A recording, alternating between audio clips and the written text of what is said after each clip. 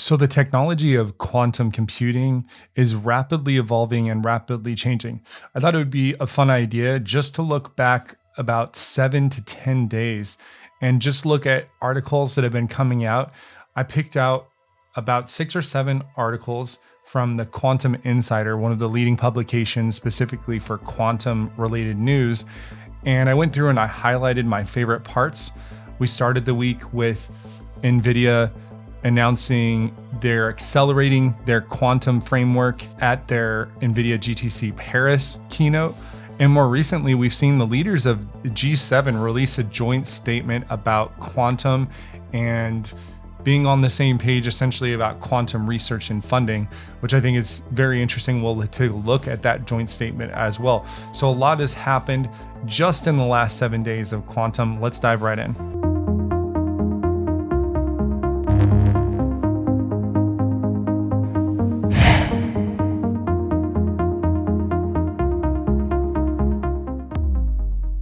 Rigetti's a full stack quantum player, and they've raised $350 million through an at the market stock offering, bringing their total cash reserves to approximately $575 million with no outstanding debt. So while this diluted shareholders, their cash position is extremely strong. The funds will support expansion of Rigetti's superconducting quantum hardware, internal manufacturing, and potential acquisitions or partnerships, according to a company news release. The announcement made through the company news release represents a capital injection at a time when quantum firms are racing to convert specific prototypes into commercially viable systems. The proceeds will help Rigetti expand its superconducting quantum hardware, invest in manufacturing, and pursue potential deals with strategic partners. Rigetti intends to use the proceeds from the offering primarily for working capital, CapEx, and other general corporate purposes, and may also use a portion of the proceeds to enter into strategic collaborations, acquisitions, or partnerships. The business case behind the funding includes that it offers Rigetti capital to stay competitive in a field marked by high R&D costs, long timelines, and evolving customer demand. Governments, pharmaceutical firms, and financial institutions have shown growing interest in quantum solutions that could accelerate tasks like optimization, drug discovery, and risk modeling. So from my perspective, Rigetti has already said that they're an R&D company.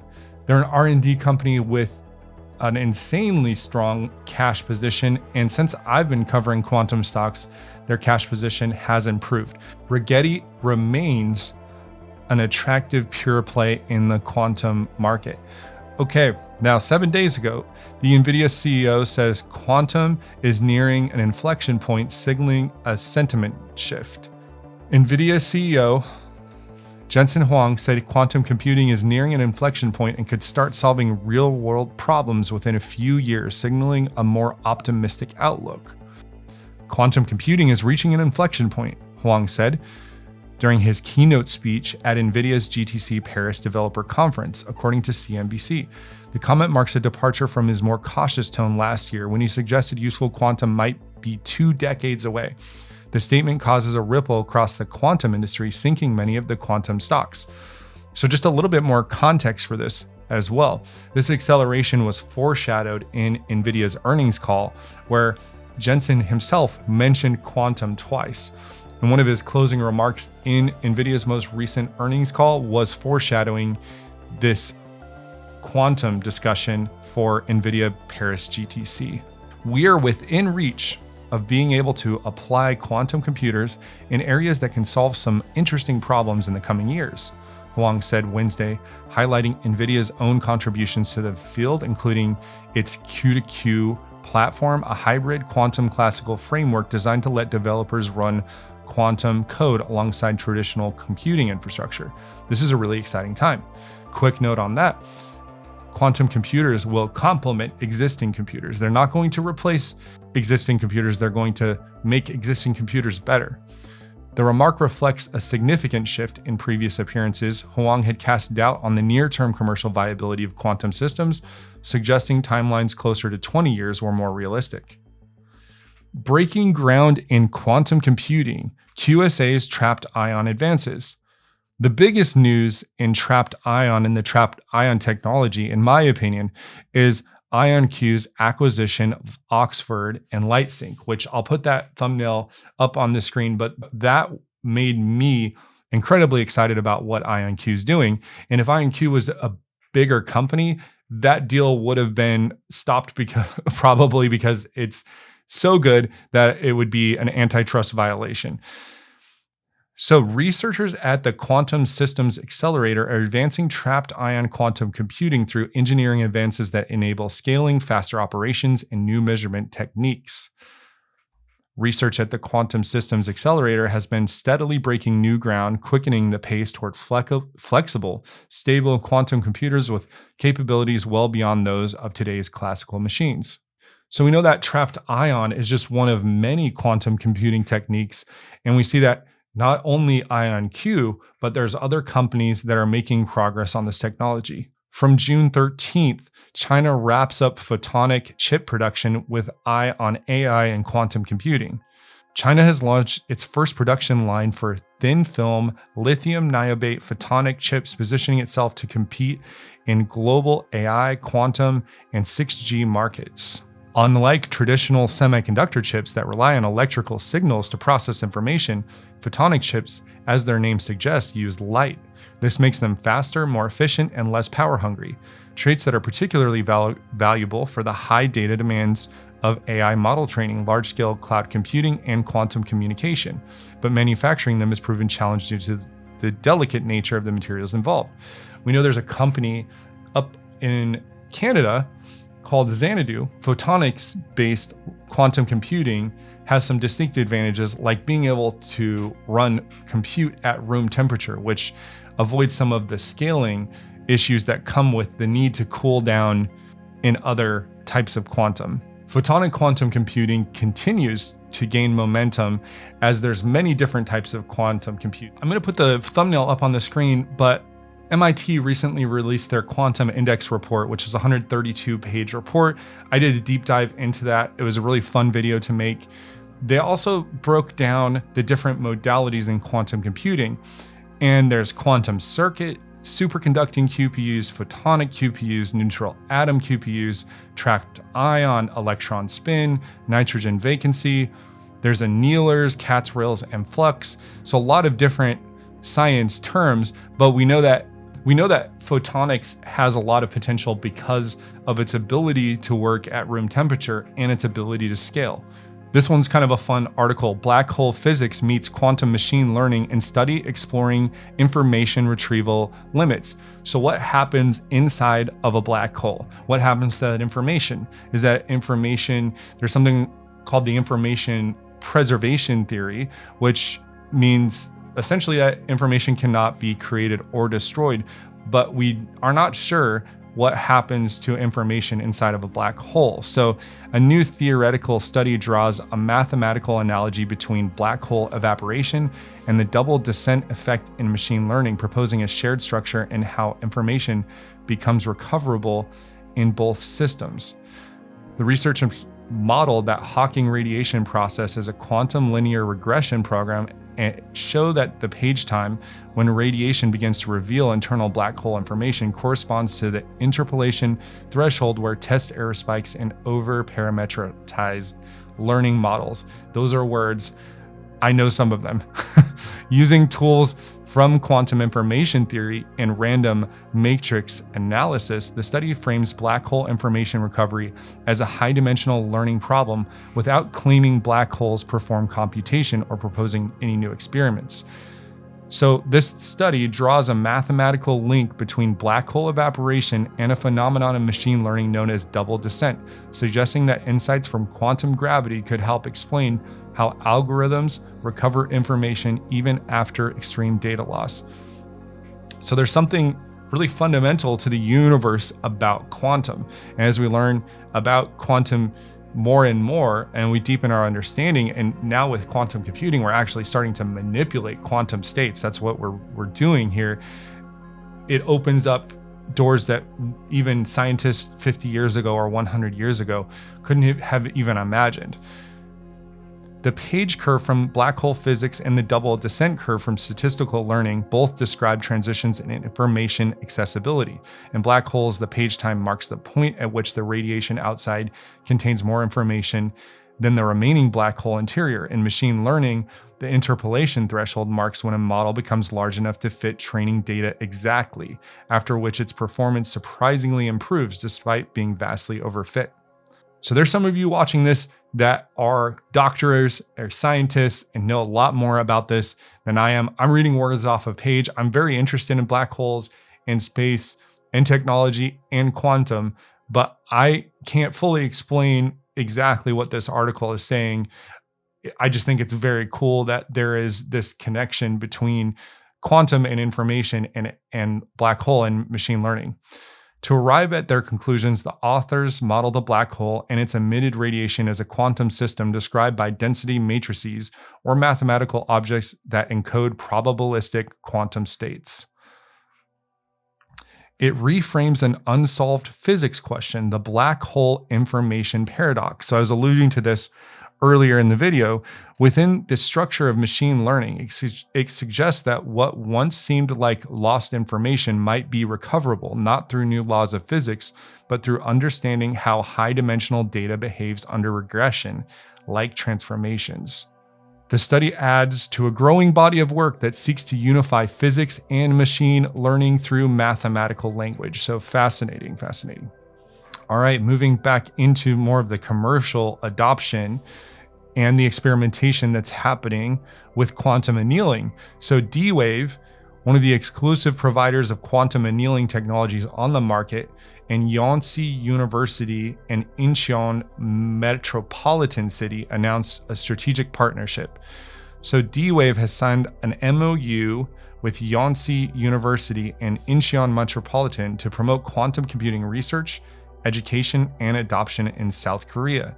The MOU supports efforts to install a D-Wave Advantage 2 system at Yonsei University's international campus. I scrolled down this article and I quoted Yonsei, the university representative, just to get their perspective on this partnership and what it means to them. This collaboration with D-Wave and Incheon Metropolitan City supports our mission to facilitate a collaborative ecosystem for quantum computing literacy, research, and commercial application development. By working together towards the introduction of a D-Wave annealing quantum computer on site at the university, we believe we are opening up significant opportunities to advance industry and research in South Korea. We have a unique opportunity to establish Incheon as a global quantum hub. Building on Incheon's strength in bioindustry and other key sectors, we anticipate the emergence of a true quantum cluster where quantum technology converges with various industries to create innovative breakthroughs and attract top talent from around the world. So very excited for D-Wave and South Korea. Photonic to invest $25 million in UK-based quantum R&D facility. So this is a Canada-based company, and we're just going to quickly read the first line of this press release. A Canada-based leader in distributed fault-tolerant quantum computing today announced their intent to establish a quantum R&D facility in the UK, marking a significant milestone in the company's international growth and win for both Canadian and UK innovation. DARPA OASIC program aims to fire up quantum tech development. DARPA's program aims to accelerate the transition of chip-scale quantum technologies by creating modular open-access testbeds for validating and certifying components. This effort aims to develop advanced quantum testbeds that rapidly test, evaluate, and prototype integrated chip-scale quantum technologies for practical use.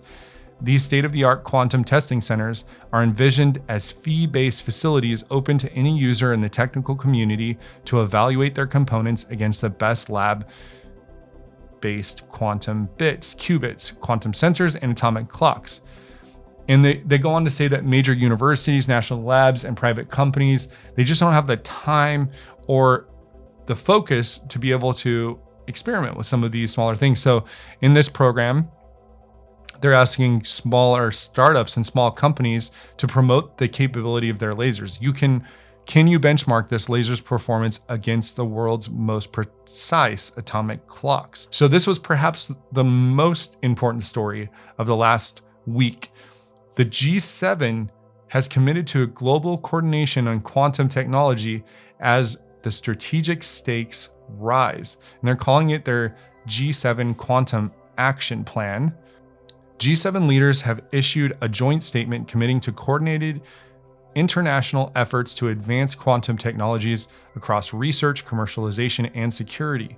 The G7 will form a joint working group on quantum technologies to guide cooperation on standards, risk management, and future applications in both civil and defense sectors. The announcement signals that quantum technologies, once viewed as long-term scientific pursuits, are increasingly moving into the realm of strategic infrastructure and near-term commercialization.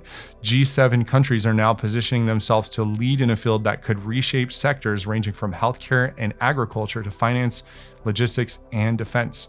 The G7 leaders called out the transformative benefits. We, the leaders of the G7, recognize that quantum technologies, which include computing, sensing, and communications, have the potential to bring significant and transformative benefits to societies worldwide, the leaders wrote in their statement. We'll look at their statement in a second. Significant R&D and breakthroughs over the past decade mean that these technologies are now poised to create economic and social benefits in sectors such as finance, communication, transport, energy, health, agriculture, etc. They could also have far-reaching implications for national and international security as they enable new defense capabilities and threaten current data protection systems. So G7 has committed.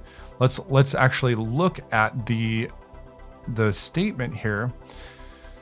So they are committing to promote public and private investment in quantum science and technology, promote the development and adoption of beneficial applications of quantum technologies in a variety of sectors, support initiatives, exchange best practices, and promote workforce development policies, support an open and fair market environment and trusted ecosystem among like-minded partners, promote trust on quantum technologies, increase understanding of risks associated with quantum technologies, intensify collaboration between trusted national measurement institutes, collaborate through a G7 joint working group on quantum technologies. So the G7 is an intergovernmental political and economic forum consisting of Canada, France, Germany, Italy, Japan, United Kingdom, and the US.